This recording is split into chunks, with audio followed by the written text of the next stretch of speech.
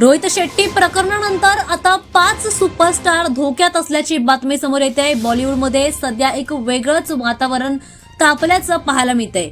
कारण प्रसिद्ध दिग्दर्शक रोहित शेट्टी यांच्या जुहू येथील घराबाहेर झालेल्या गोळीबाराच्या प्रकरणानंतर आता मुंबई पोलिसांनी बॉलिवूडमधील 5 मोठ्या सुपरस्टार्सना गँगस्टरच्या टार्गेटवर असल्याचे इशारे दिलेत. दरम्यान मुंबई पोलिसांचे तपास देखील आता मोठ्या प्रमाणामध्ये सुरू झालेत.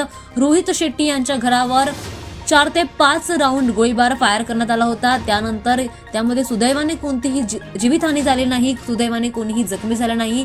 मात्र या घटनेनंतर ही बातमी सगळीकडेच पसरली आणि त्यानंतर पोलिसांनी तपास देखील सुरू केला. मुंबई पोलीस आणि क्राईम ब्रांचने त्वरितच तपास सुरू केला आणि पुण्यातून 4 अटक देखील केल्याची माहिती समोर आली होती. तपासादरम्यान पोलिसांना अशी माहिती मिळाली की फक्त रोहित शेट्टीच नव्हे तर बॉलिवूडमधील काही मोठ्या कलाकारांना धमक्या आणि खंडणीसाठी फोन आलेत.